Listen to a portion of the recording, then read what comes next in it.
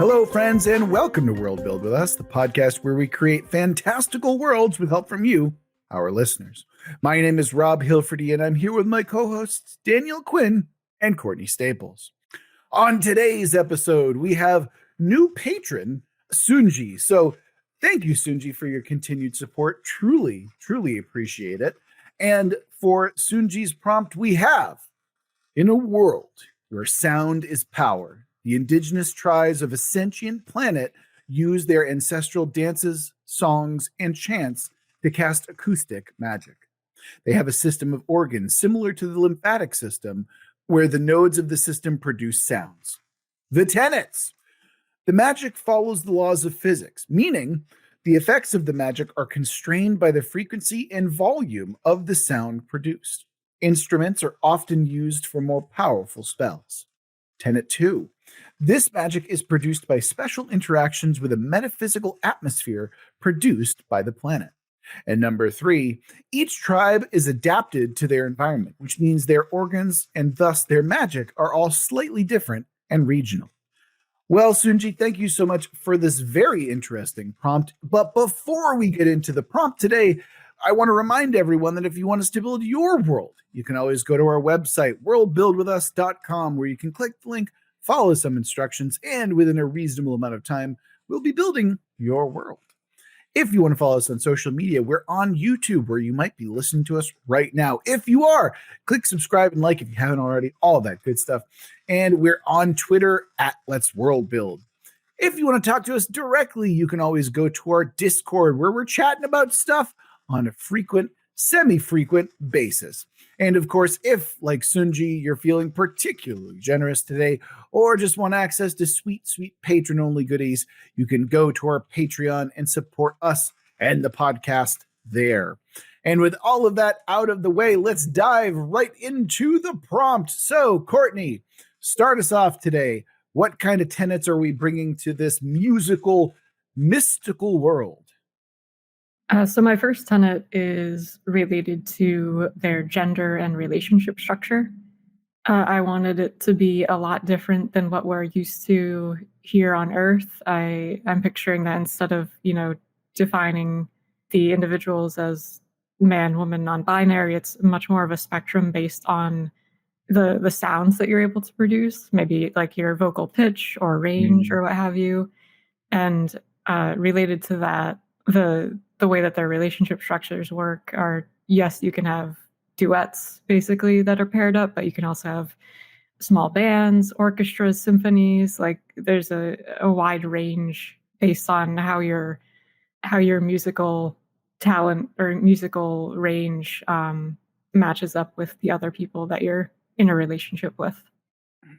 That's really interesting, Courtney. Mm-hmm. I also like the idea that you're effectively like mixing the musicality of it into the very fabric of social stuff as well. That's really cool. I like the idea that you're considering like tenors and basses and, like sopranos and stuff like that. And it really does give meaning, a brand new meaning to the idea of a barbershop quartet.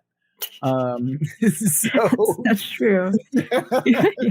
I was just like, I don't know, struck by how much the music and sound was core to this world, like the fact that the atmosphere itself and the fact that they're evolved to produce these different sounds. It all seemed like it would probably change some social dynamics. Yeah, absolutely. Are we talking in terms of their gender, or are we talking about their sex, since this is an alien species? Yeah, both. So then there's multiple sexes and there's variety of genders. Yeah, I would say so. So. Interesting. So is there a way, because I'm thinking of like, do you know when the church used to castrate little boys to keep them at a certain pitch for choir? Do you know what I'm talking about? Yeah. Mm-hmm. Is there something similar to that in this particular culture? So is that like a forced kind of like gender or sex thing, if that's the case then? Oh yeah, maybe it's the third tenet from Sundji is that each tribe is adapted and things are different regionally. Mm-hmm. So maybe there are areas that do that sort of manipulation. Or Soft wording there, mutilation. Courtney. Yeah. Yeah, yeah, Yeah. yeah. Interesting. Okay. That is, the implications there are myriad and Mm, disturbing. So yeah. obviously, Courtney, a big fan of that probably. But Yeah. okay, that's really cool. I like that a lot. I like that it forces us to kind of reconsider the structure of like the family unit as we know it, Mhm. and the idea of like, duets and trios and a full band. If Mhm. you want to really get into it, that's cool. That's really awesome. Mhm. All right. So similarly, Courtney, I was also kind of interested in mucking about with the kind of social implications and the social structures that we're kind of used to, at Mhm. least within this world of ours. So my first tenet was that there are no leaders. Everything is kind of done by committee or by group Mhm. in some ways. So obviously there are like community leaders who are going to lead people to do certain things, but ultimately there's no like kings or emperors, regents or what have you. The power structure is very much everyone is equal, everyone is kind of on the same level for the most part. Interesting. So there aren't like conductors basically of these band units. Yeah, actually, that's a really interesting kind of conceit to work with because it takes everything from a very rigid kind of orchestral structure, and it's like, nah, man, this is like freestyle jazz, man. You got to feel the notes. You like it is very much Mhm. like a collaborative kind of effort when it comes to that kind of thing, and that's a really interesting way of kind of looking at it. Yeah, I like that. Yeah. I wonder then what their delegation looks like between tribes. Like, do they have representatives then of their democracies? So I'm gonna be upfront with y'all. The word indigenous cultures really kind of stuck with me, and I've been doing some study on the Maori people recently, and their concept of the Marai and like their idea of community is very much stuck in my brain when I'm considering this. And the idea behind that is like if you are going somewhere you are treated as a guest and there's like this ritual of like cleansing and you kind of sit there and like you have to go through the ritual and then you can kind of like talk to folks normally. I imagine that something similar to that exists, and you'll excuse me if I completely bastardize like my understanding of this concept and whatnot because please forgive me. But yeah, that's kind of the idea that I have in mind, where there are people who go out and like, hey, we're going to go and visit, and we're going to create delegations. But like I don't necessarily see it as a leadership position necessarily. It might be rotating. Who knows? I could picture that in a way as like, when you go to see an orchestra play and they do the tuning initially, like it could be that sort of process where they all have to get in tune before they can truly communicate. Fuck me, that's so cool. That's a really like you literally have to synchronize with one another in terms of like literal vibes, right? Like you have to be on Mhm. that same kind of frequency. That's really cool. That's Yeah. Oh why man. I ask, because, like, even if it's a truly democratic setup, there's always going to be some sort of administrative group that, you know, speaks on behalf of the others, because you can't have 350 people speaking simultaneously to someone unless there's Mm. some strange biology going on. But Mhm. I like the idea of a conductor, because perhaps you can make that even more alien. Like maybe the quote unquote conductor literally speaks for them all. Like they like can collectively hear their thoughts and maybe process Mm. them to speak as one. That way you can truly have a not an individual leader. You know Oh. what I mean? So like it sounds like you want to have a society where there isn't actually a leader, right? But even when you have a society where there isn't an elected leadership, there's still people who have to make the decisions and do the things, because you have Right. hundreds and hundreds, right? So that's why I'm Yeah. wondering if perhaps, if you have sort of these people who are groomed or taught to hear on behalf of others and then Mm. respond collectively, that would be a pretty alien thing for them to have. Yeah, Mhm. I mean, that's why I want to make this distinction between leaders. Like, I'm with you, Daniel. Like, we need leaders in this kind of society, I think. But you just gave me a great idea, or I think it's a great idea. We'll figure it out. What if like there is a process to which like, okay, we're going to go and communicate with other people. Let's make a song about it. Let's make sure that like our intentions are all felt and created through the performance of this kind of song or dance or ritual or what have you. Therefore, like it is literally representative of the voice of the people. And it's like kind of this choreographed or at least memorized thing. I feel like that's a good way that we can kind of integrate the idea of many voices as one in some ways, or like many voices as some voices, Could even be one of the like sexes of this species that is particularly highly attuned to being able to hear like everything and absorb that, and maybe they have like a perfect memory for pitch and are able to communicate that more effectively than others. Oh, that just means that they're really good listeners. They're great communicators. Perfect pitch doesn't necessarily mean like talent, right? It doesn't indicate the quality of your singing. It's all about like how well you're able to communicate. That's interesting. Since we've also established that there's multiple sexes too, I can imagine a species where, if we're trying to think of really alien things, you have a third sex that is involved in gestation, or a fourth sex that is involved in producing, special organs that are helpful to the actual reproductive process. So I wonder if like this person who's like a communicator might have special organs specifically for that purpose, and like they can't exist by themselves without others in some way.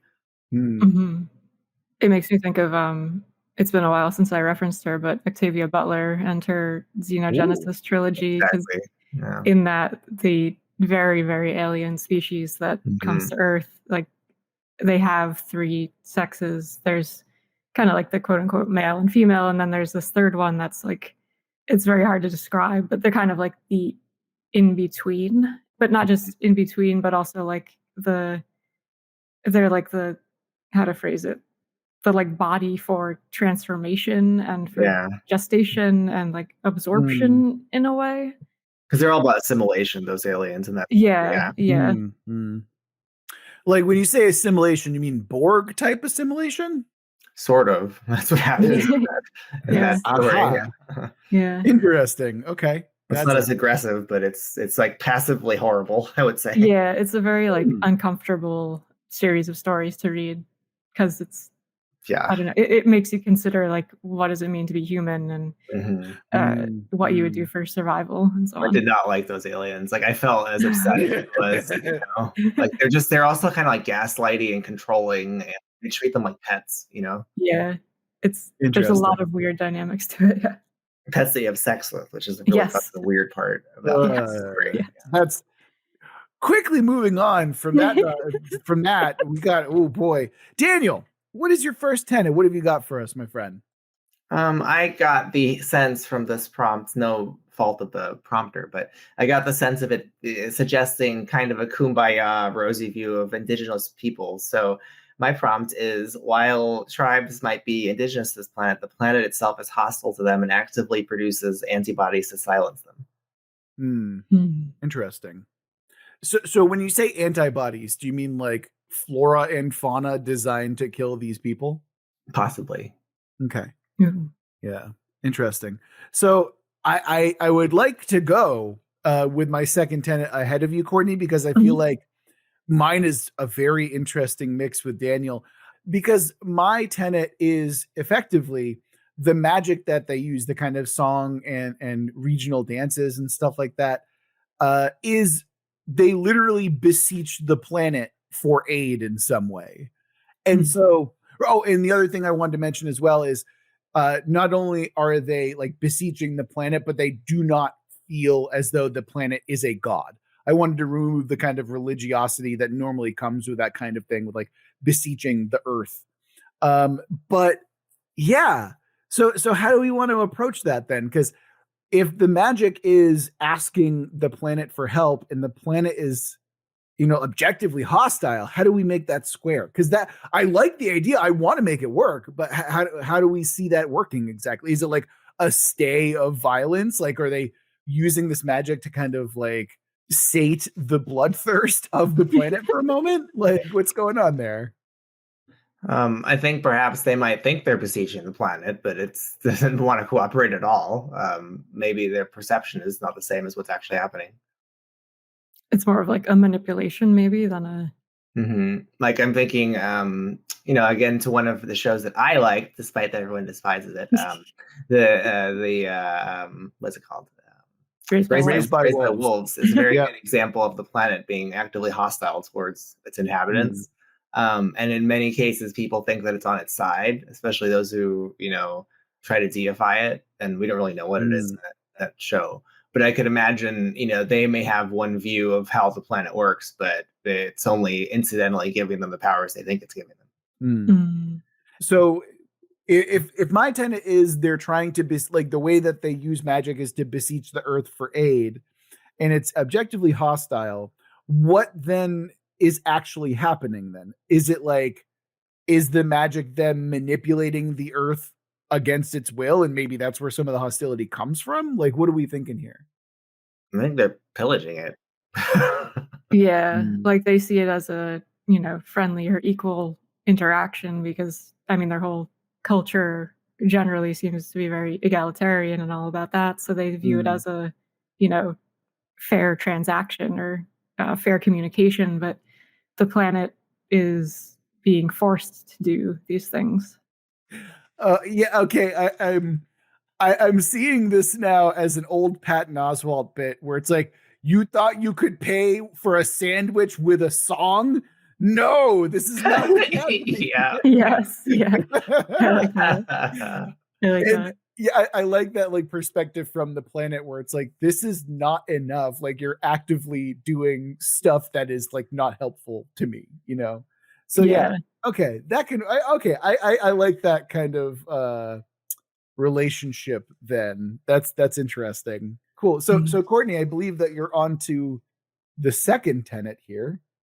Yeah, I think mine works well with that. I was kind of inspired by Daniel and OSR Plus, how you have bards in that system. They need to make noise with their music, even if it's dancing, which you don't always think of as like a noisy thing. But basically, it's that the dances of these beings do always produce noise in some way. And now thinking like that, maybe that's tied in with the vibrations that they make when they impact the earth, and like that is part of the stuff that the earth does not like. But yeah, there's no like silent dancing, basically. Yeah, the idea that the earth basically sees these people as like an infection, right? Or like just like a really bad case of scabies or something like that, or lice, right? Yeah. Like the lice are trying to bargain with me and they're like doing a circle dance, and it's like, no, like I want you off my body, Yeah. Basically. Yeah. No, I like that. And like maybe, that ties in with Daniel, what you were saying about it, like sending things after these people or like actively trying to fight it. I'm picturing maybe over time these cultures have honed their dancing so that they avoid most of those negative side effects, if you will. But like if you fuck up your move, then maybe the planet is going to send like a herd of carnivorous creatures after you or something. Yeah. The forbidden dance, where it's literally forbidden because it will get people killed. Well, I imagine too, if they're not viewing this as a religious thing, they probably have some other cultural beliefs about it that are essentially false. But that their beliefs about how it's reacting to them must be like a reinterpretation, similar to how we might like view a flood coming culturally in the past as having some significance versus it just being a random chaotic event from nature, Yeah. Right. Yeah, that's true. Oh yeah, that's a good way to kind of justify it too. Yeah. I mean, if we're looking at religion, I feel like a good way that we can go about this as well is like through like ancestor worship in some way, because like literally that chain of people who has passed down the songs and dances that keep their people alive, like great veneration to those people might make sense, I guess as a potential implication of my like dancing always produces noise and there's no silent dancing is that maybe silent dancing is taboo, or like silent movement is taboo. So there's always a requirement of being loud in this society in some way, right? Or like making some kind of noise. I mean, Gotcha. it could be like that might be their cultural explanation, but I bet that the antibodies of the planet and the planet prefers silence, and the things that Yeah. it produces move silently and don't make noise. And so I bet they've learned, on subconsciously, they know that to make noise is survival because they can avoid the harms of the planet. But this has been cloaked in cultural reinterpretations of what that means. So, a forbidden silent dance really is speaking to their experience as a species. When they're not making noise, they get eaten, that kind of stuff. Yeah, I like that. I love that. And I'm also thinking of like what these things are and like what sets them apart is that, are the antibodies silent beings? Like, do they just walk in and they're completely silent? They make no sound even as they like walk or something like that, as a kind of sharp contrast to the folks who are all about the sound and whatnot? Do they absorb sound in some way? Maybe like, is there some way that they can like function as something that is a muffler effectively, right? I think, one of the things I'm getting at, well, I'm noticing with this prompt, which is interesting because the prompt explicitly talks about magic, right? But everything in the prompt suggests this having a basis in actual science. Like even the magic supposedly follows the laws of science. And so what's interesting to me about that is typically, magic in a setting means something numinous, like an unknowable or indescribable, that isn't governed by, easily reproducible laws, or if it is, the laws don't have a basis in reason. And so to answer your question, I think with the antibodies, like I could see them being natural things like plants and animals and even like schisms in the planet, like a chasm opening and stuff like that. But that they all have a quality of not producing sound. So whether that's for some physical reason, because the prompt suggests that there's physical explanations behind things, or because it's some magical reason, I don't see the distinction in this prompt yet. Like I don't see what magic really means in the setting. So to me, it seems like it's some kind of function of the biology of these creatures. Yeah. So like their musculature or maybe their fur is designed to dampen sound, like, or absorb sound in a way that is possible, Yeah, or the plants, like they can move, but they move really quietly or something, some basic stuff like that. Yeah. And to your point about the idea, like this magic not being magical, right? It is very based in like physics and science and stuff like that. The way that I'm interpreting that is it's the fantastical element, it's like not something that we're used to, and it might be called magic on their world, but it might not actually be magic in some way. That's just like the fantastical element that I'm rolling with, Well, that raises questions about the genre, right? Which we're discovering. But, like when you have something where the things that are happening appear to be magic, but they're actually fundamentally explainable, you're no longer like in a fantasy setting. You're actually doing like some kind of sci-fi that's cloaked in, fantasy. It's like a dying Earth. So that's why we're still figuring this out. I could see it being fundamentally magical, but I'm wondering, like, this prompter, what was their intent here? Like why set it up this way? Because I know there's a thing like hard magic, but to me that's just like you're giving rules to how your inexplainable fantasy works, right? It's not really a science to it. So there's a question mark as to whether this is really secretly a sci-fi or is it truly fantasy, Okay. Yeah. Maybe your second tenet, Daniel, will help us pick a direction, get in our lane, so to speak. So what is your second tenet? I did try to do that.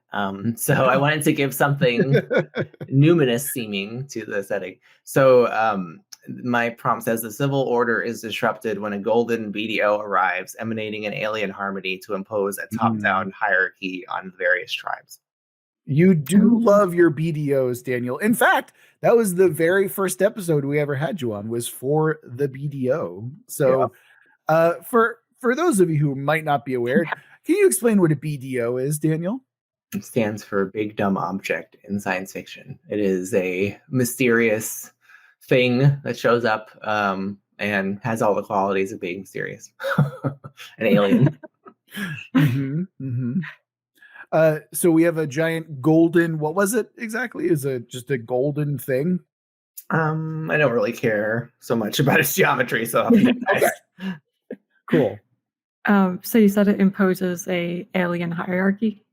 Emanates an alien harmony, but imposes a top-down hierarchy on the tribes. I also had a sense of like perhaps its goldenness creates a sort of greed, maybe. Like I wanted to create a disharmony among the tribes, you know. Yeah, like maybe it's a massive amplification system. Yeah. So whoever, quote unquote, controls it is able to get their song heard wide and far. Yes. It's a literal amplifier. Yeah. Yeah. So, okay, that's really interesting, because what I like about that is this idea that finally the different regions of folks and whatnot, they're like, all right, fuckers, there's a reason for us to compete against each other now. It's not just survival against the planet. And okay, does this mean, because Sundji mentions that instruments are necessary for like larger rituals and more powerful spells, is this like basically a magic nuke then, if that's like a big amplifier? I feel like it is, because I like Courtney's description of it being like a way to, amplify sound. I mean, then it's the ultimate amplifier, right? Yeah. Oh man, control the horn, control the planet. Maybe that's what it is. Maybe they see this thing as a way to actually tame and control the planet finally, after like generations of being, under attack, basically. Although they view the planet as on their side, so maybe they don't know. If they they think they're besieging the planet normally. They might see it as a gift almost, Yeah. Oh, Interesting. And like, yeah, I do like the idea that suddenly their whole like view of equality shifts, because suddenly there's something that, if one group controls it, like they are going to be the most powerful, when beforehand it was so much more balanced. And there's this sense of like, well, if I don't go for it, then somebody else is going to go for it, and then I'm going to be left in the dust. So I feel like we need to go for it. yeah, and even the people who might not like want it, who like are like, we don't want power, they're like, but we also don't want other people to have that power. So it's like some people are trying to like to control it simply to like lock it away from other people, and there are others who are like, no, we're going to use this. Like this is absolutely a gift, right? Or it's like a way that we can seize control in some way. So yeah, that is a very interesting big dumb object. Yeah. Yeah. And it brings like that sense of control into their lives that they didn't really have before. I mean, the planet views them as being controlling assholes, like stomping their feet to get things, but like the people viewed it as very equal. Yeah. So it's a total shift there. Yeah, absolutely. Constant tantrum gets what we want. Yeah. Okay. Well, I think that we're at a pretty good spot where we can go ahead and do our recap and figure out where we are with our tenets. So, Courtney, why don't you explain to us what your first tenet was? That was that there's a very wide spectrum of gender and sex based on sounds you can produce. Likewise, relationships are much different than what we typically see on Earth. You can have duets, trios, quartets, bands, full orchestras of intimacy there. And I like how we develop that into this kind of equal, egalitarian society, and different tribes that are sort of made up of these relationships or family units. And also the way that the different sexes, especially that one sort of perfect pitch or perfect range kind of thing, how that one interacts with other tribes too. Yeah, the way that they're like excellent communicators and great listeners, right? Yeah. Speaking of the more egalitarian side of what we've got so far, my first tenet was the idea that there are no kings, there are no emperors. The leadership is far more egalitarian than what we're used to here. And similarly, I'm happy with what we've got so far. I also like the kind of juxtaposition that we've set up with the, like, oh, well, they're egalitarian, therefore they're more peaceful. And yet Daniel's will complicate that. So Daniel, what was your first tenet? The planet is hostile and produces antibodies to silence these people. Mhm. And how are you feeling like that's been satisfied well, or is there something that we're missing? Nope, I think there's lots of opportunities for unpleasant creatures to emerge. Yeah, I do like the implication that the creatures themselves can like emit some sort of silence or dampening Mhm. effect Mm. that muffles things. They're all sneaks. Yeah. Yeah, right. But like, I like the idea of like you're watching this like literal giant or titan on the horizon, and normally you'd expect like giant vibrations, Godzilla or T-Rex style, and then it's just a silent like walk towards you. I feel like that's terrifying. I don't know about Mhm. you, but all of that kind of freaks me out. Yeah. um, yeah, so yeah, I'm glad that we've kind of approached that similarly, or perhaps antithetically. My second tenet was that the people believe that their magic is beseeching the world, the planet, though they don't treat the planet like it's a deity. And yeah, I really like the kind of complications that we have between that and like Daniel set up this great kind of juxtaposition between perception and reality. And Mhm. yeah, I'm really happy with kind of how it's gone. Yeah. Yeah, I'm a big fan of that. Yeah. So Courtney, we're back to you. What was your second tenet?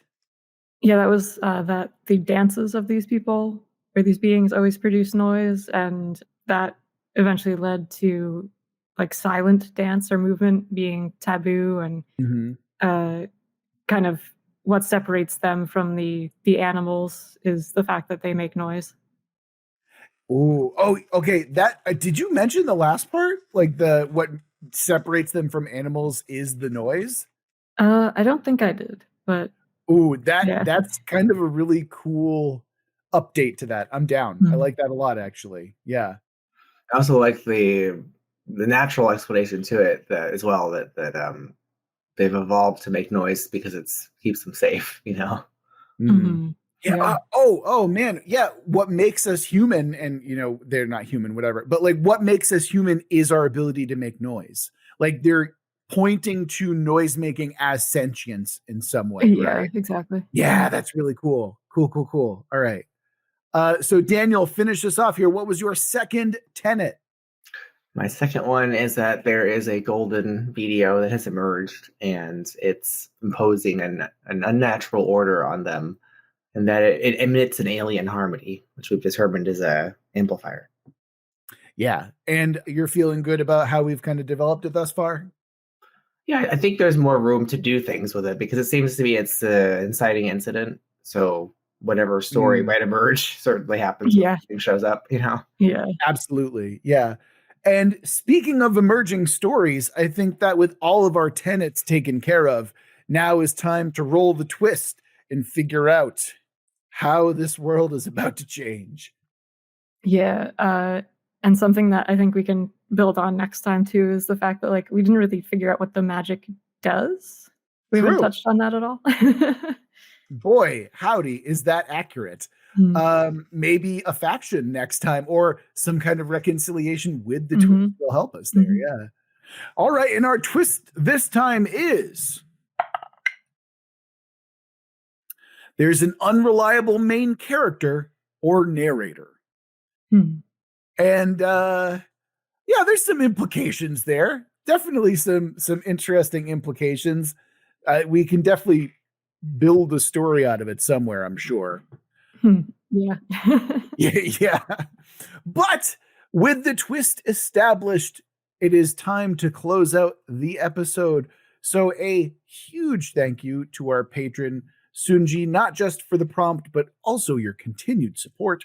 Remember that if you want us to build your world, you can always go to our website, worldbuildwithus.com, where you can click some links, follow some instructions, and within a reasonable amount of time, we'll be building your world. You can follow us on social media over on YouTube and Twitter. At Twitter, we are at Let's Worldbuild. And if you want to talk to us more directly, you can go to our Discord, where we're chatting infrequently, but frequently sometimes. It's semi-frequently, basically. But like I said before, if you're feeling particularly generous or just want access to sweet, sweet patron-only goodies like Too Hot for Broadcast, the Aphid Lounge, and 2 episodes per prompt, You can go and support the podcast on the Patreon at your leisure. That's going to do it for this episode of World Build with us. Remember that we love you very much. We're going to get through this together. Until next time.